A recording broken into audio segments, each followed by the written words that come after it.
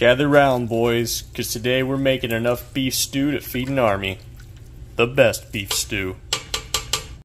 Alright, so for this recipe, starting off, you're going to need about 3 pounds of ground beef. You could also use like the stew beef or stuff like that. Personally, I think ground beef goes the best in this recipe, so that's what I always use. Obviously, the more lean the better for the ground beef. But yeah, so 3 pounds of ground beef. Then you're going to want 2 large yellow onions. Yeah, you want to get a pack of mushrooms, 8 ounces. That's about good for what we're making. Then you're going to want about 20 cloves of garlic, 4 whole carrots, some light sodium soy sauce, so you're going to use about a cup of this, some beef bouillon. You're going to want to have enough to make 8 cups of stock, some whole star anise, however you pronounce that. You're going to want about 3 stars. Then you're going to want some fish sauce. You're going to be using about 3 tablespoons of this. And then some basic crushed red pepper, which again, 3 tablespoons of that. Lastly, you're going to need some just regular white sugar. You're going to do about 4 tablespoons of that. And then there's some other vegetables you can do, like I'm going to be throwing cabbage and broccoli in here. This is one of those things you can definitely experiment with what you throw in here. I don't have the measurement for how much I'm throwing in there, but yeah, cabbage and broccoli is what I'm going to be doing today. Radishes actually go very good in this too. But anyways, let's get started on making this. Alright, so first up, I just like to, get everything cut up and prepared, so pretty much just slice everything. Nothing too fancy here. Now, like I said, I'm going with cabbage and broccoli as well, and be throwing that in later. And I just cut the cabbage into like thin strips. I cut the broccoli into mini broccoli. And then if you do radishes like I had mentioned, which again I do highly recommend you throw some radishes in here, just thinly slice them and they'll go perfectly. First up, we're going to be doing is sauteing the onions and garlic. We'll get that started. So a little bit of oil in there. Throw the pan on hot. And then over there in the back, we got the beef stock started. So I'll be doing that as I'm dealing with the onions and beef and all that right here. So now the oil's good and hot, so we're going to add the onions.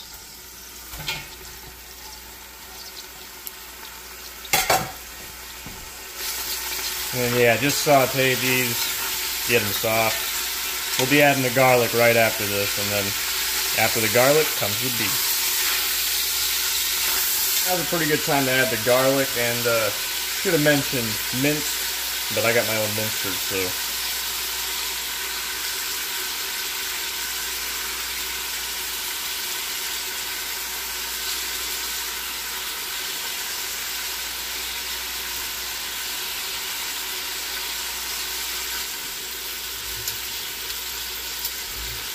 And then after you add the garlic in, now you can add in the beef. And like I had mentioned, you can use the stew beef. I think ground beef for this recipe, I don't know, the texture just really goes well with it. So all 3 pounds, and we're just going to brown this. Nothing too extreme.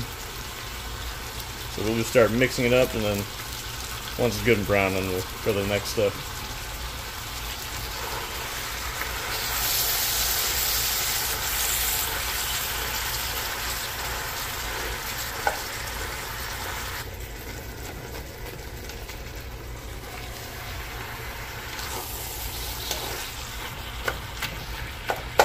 Once your ground beef is done, you're going to want to drain this, unless you're an absolute beast and just want to drink all that grease at the bottom. But I'm going to go drain this real quick, and then from here it's super simple. We're literally going to add pretty much everything in here. So yeah, everything's drained, so we're pretty much going to add practically everything. I'll start with the 8 cups of beef stock.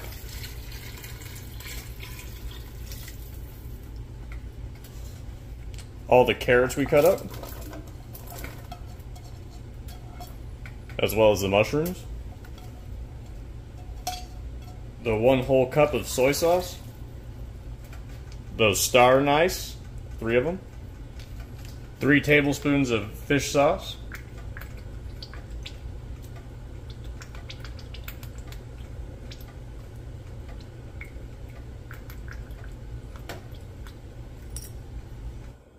3 tablespoons of chili pepper flakes.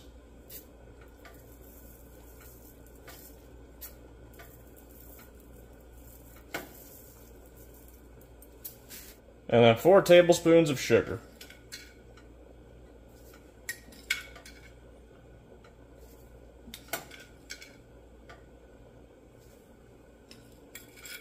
Went a little bit light on one of those spoonfuls. Had a 5th one. And give it a good mix. Get it all mixed together in there. Now when it comes to the other stuff, like the cabbage and broccoli I'm going to be adding in here, or again if you add radishes, experiment that other stuff, like maybe snap peas or something, those I'm actually going to add way towards the end. I'm going to wait till this stuff all cooks down. Mainly because I like a more of a bite to the texture of the vegetables. I guess if you want them softer, you can probably, you don't have to add them in towards the end like I'm doing. But it is the best way to do it. By the way, I should mention, what this serves good with is rice. Alright, so we're all mixed here. I'm going to give it 15 minutes. And then we will come and check back up on it. Alright, so it's been 15 minutes. Now it's time to check up on it. Smells good.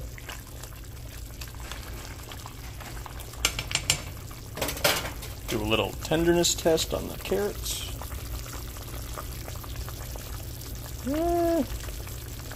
I'm gonna give it another 15. 15 and then should be good to start adding the rest of the vegetables. Alright, 15 more minutes has passed, and usually that means this is pretty much almost done. Oh yeah, like I mentioned before, this has a very nice smell. Almost as good as it tastes. So I will still do a texture check on the carrots. Oh yeah, okay. Now, I'm gonna add the cabbage and the broccoli. Like I said, I don't really have measurements for how much cabbage I'm using. Actually, to be honest, all this cabbage and broccoli and stuff is from that teriyaki video, so I had a bunch left over. So I'm just going to add it into eye and see what looks good.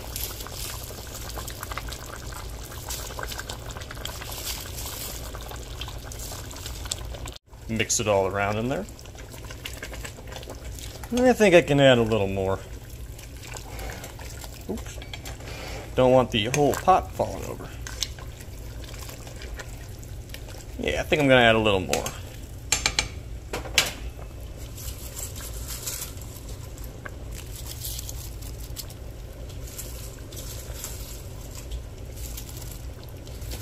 So that is pretty darn good for how much I want mine. Now what I'll do is I will actually turn the heat off and then leave this covered for about 30 minutes to an hour whenever I decide to eat. The heat of all the stuff in there will just cook that to about the texture that I like. But like I said, if you want more of a like a softer vegetables and all that, then of course you can feel free to cook it a little bit longer. But the heat from this will cook it to the texture that I find perfect. Like I said, make up some rice and enjoy.